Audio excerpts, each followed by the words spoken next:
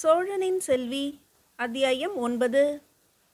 ஆக வல்லவரையர் மூலம் மட்டுமே இந்த ராஜராஜனை எதற்கும் சம்மதிக்க வைத்துவிட இயலும் போலும்.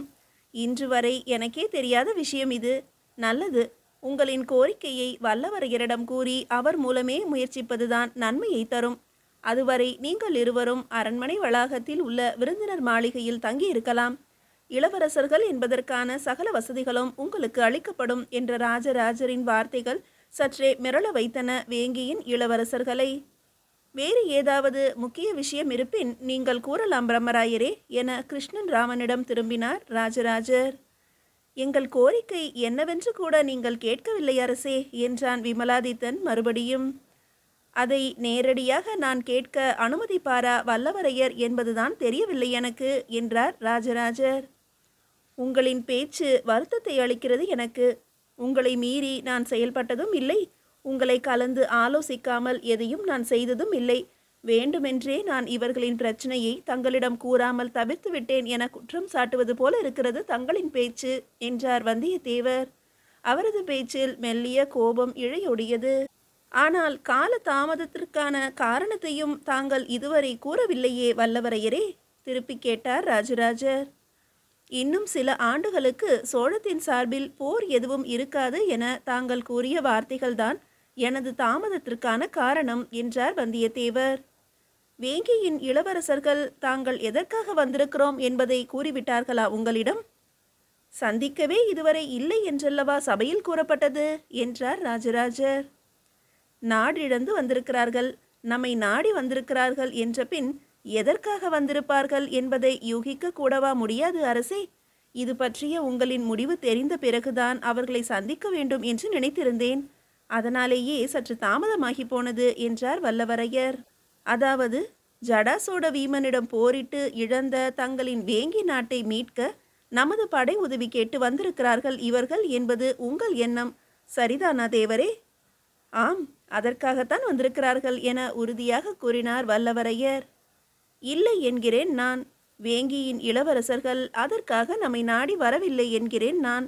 சரிதானா விமலாதித்தா என இம்முறை தனது கேள்வியை விமலாதித்தனை நோக்கி வீசிய ராஜராஜரை கண்டு அதிர்ந்து போனான் விமலாதித்தன்.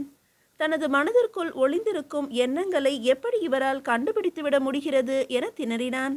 மலைத்து போய் நின்றான். சொல் விமலாதித்தா, நான் கூறியது சரிதானே? வேங்கியை மீட்டெடுக்க நீங்கள் என்னிடம் வரவில்லை. நீங்கள் மீட்டெடுக்க நினைப்பதே வேறு. சரிதானே நான் கூறுவது? கேட்ட ராஜராஜனின் குரலில் கண்டிப்பும் வலிமையும் கூடியிருந்தது. சரிதான் அரசே, நீங்கள் கூறுவது சரிதான் என கூறுவதற்குள் வியர்த்து போனான் விமலாதித்தன். இதனை கேட்ட வந்தியத்தேவர் கூட அதிர்ந்து போனார். ராஜேந்திரனோ மிரண்டு போயிருந்தான். தகவல் வந்த உடனேயே இவர்களை அழைத்து விஷயம் என்ன என்பதை கேட்காது போனது எத்தனை பெரிய தவறு என்பது புரிய வர திணறினார் வந்தியத்தேவர். உடனிருந்த ராஜேந்திரனோ இன்னும் குழம்பினான். வேறு எதை வேண்டி இவர்கள் இங்கு வந்திருக்கிறார்கள் என்ற கேள்வி அவனுக்குள் ஓடிக்கொண்டிருந்தது.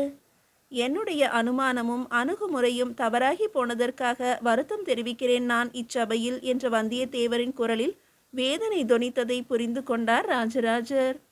இது உங்களின் தவறல்ல தேவரே, உங்களின் இயல்பு இது. நாடி வருபவரின் குறைதனை முழுமையாக களைந்திட வேண்டும் என்ற உங்களின் இயல்புதான் காரணம் இதற்கு.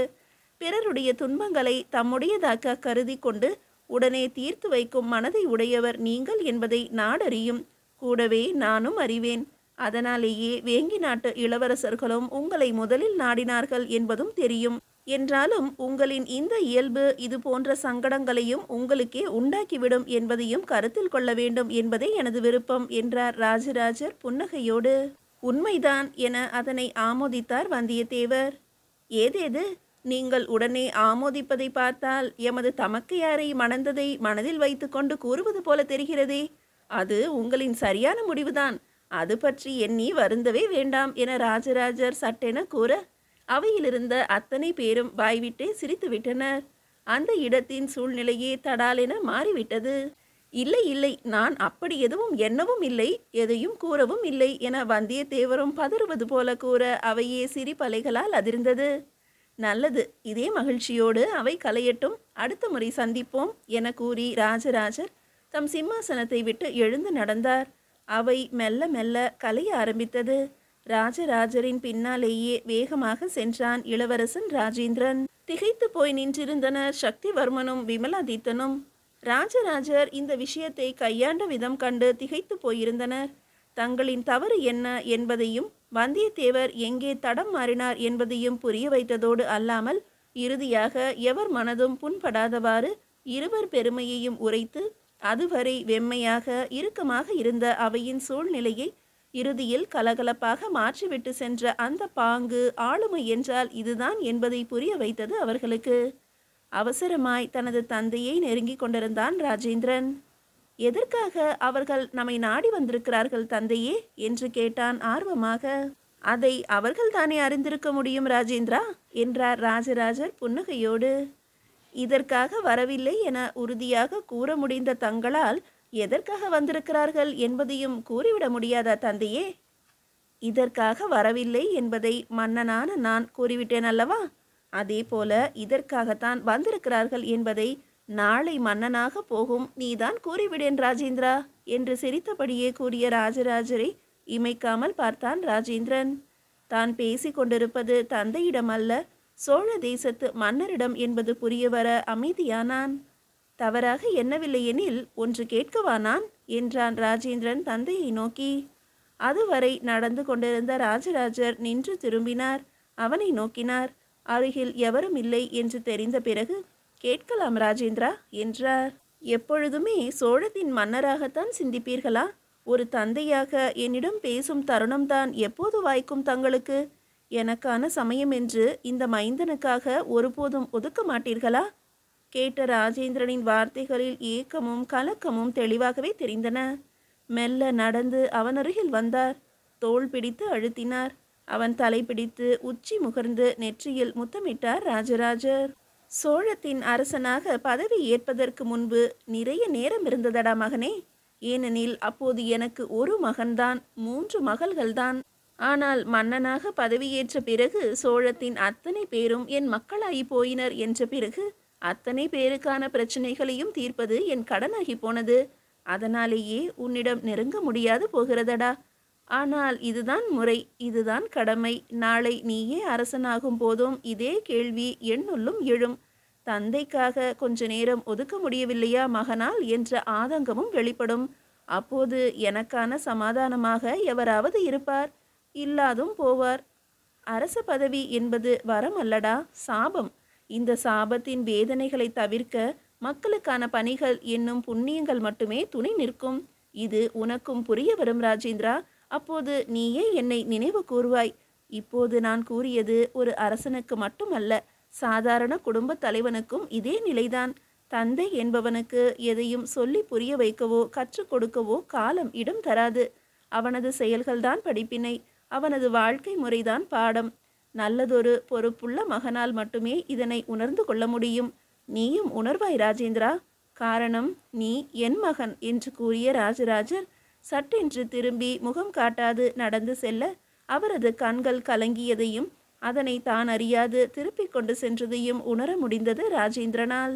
பஞ்சவன் மாராயன் மும்முடி சோழன் பெற்ற களிறு என்றெல்லாம் புகழப்படும் ராஜேந்திரனின் கண்களில் இருந்து தானும் வர நேர்ந்ததே என்ற வேதனையோடு வெளிவந்தது கண்ணீர்.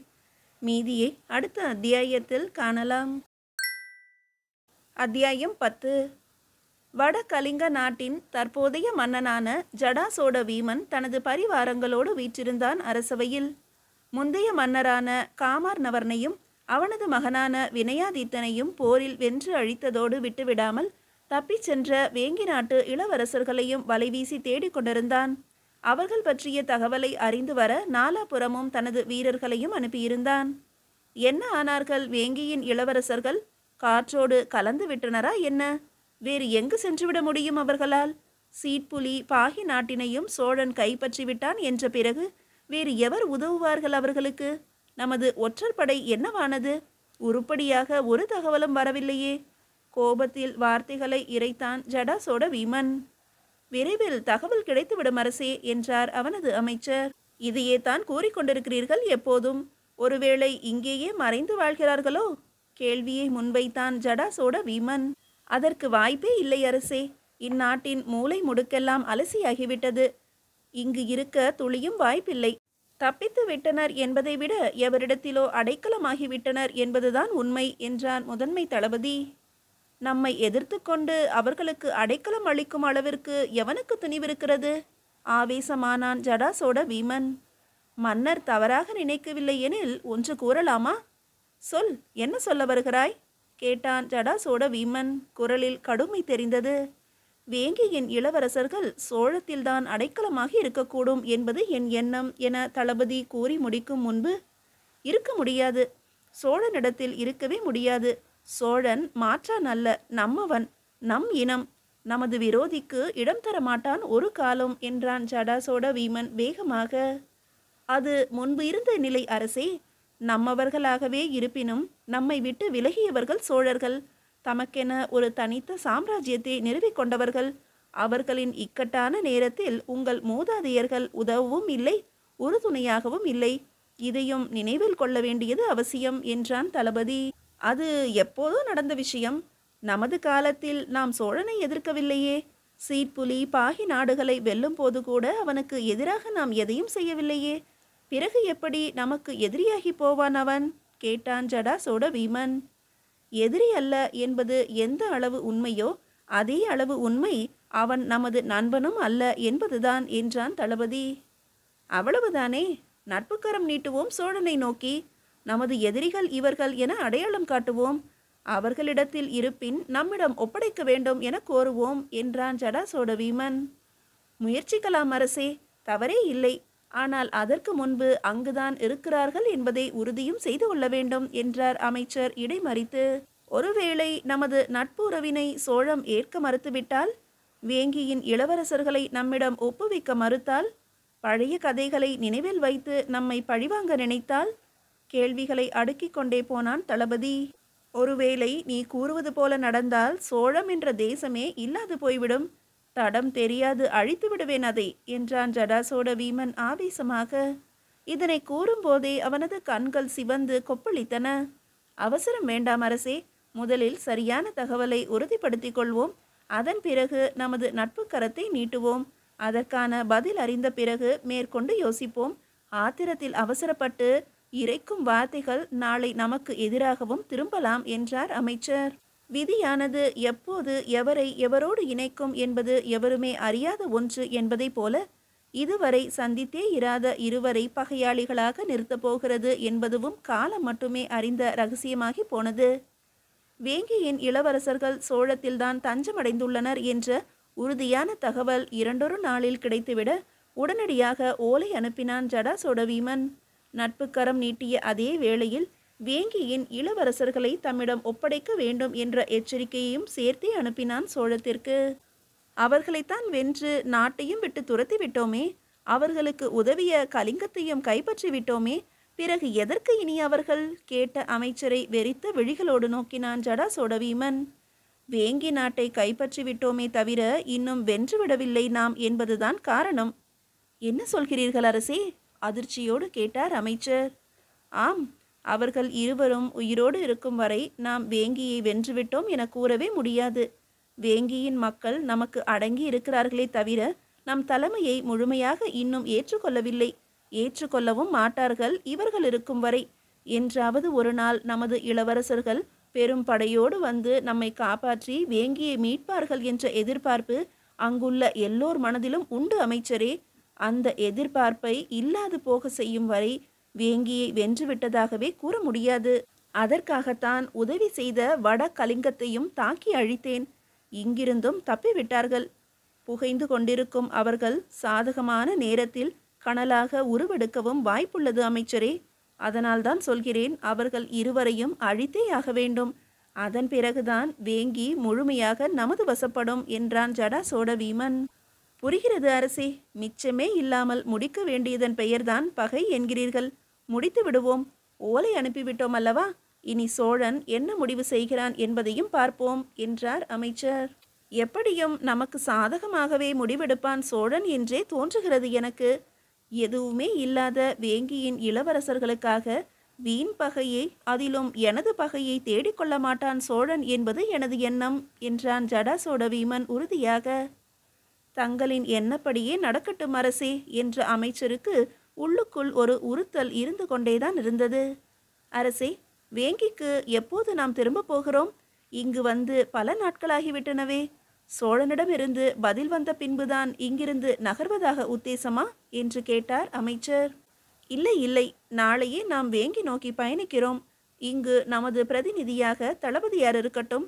சோழத்திடமிருந்து நமக்கான பதில் நேராக வேங்கியை வந்தடையும் என்றான் ஜடாசோட வீமன். ஜடாசோட வீமன் வேங்கியை அடைந்து சரியாக 10 நாட்களுக்கு பிறகு ஓலையோடு சோழம் சென்ற அவனது வீரர்கள் இருவர் நாடு திரும்பினர். சோழனிடமிருந்து பதில் ஓலையோடு வந்திருந்தனர் அவர்கள். சோழனிடமிருந்து வந்த ஓலையில் கண்ட செய்தியை கேட்ட ஜடாசோட வீமன் வாழ்நாளிலேயே முதன் முறையாக இடம் வலம் என எந்த ஒரு முடிவையும் எடுக்க இயலாமல் திகைத்து போய் நின்றான். அடுத்து என்ன என்று யோசிப்பதற்கே இடமில்லாது செய்திருந்தன அந்த ஓலை தாங்கிய வரிகள். மீதியை அடுத்த அத்தியாயத்தில் காணலாம்.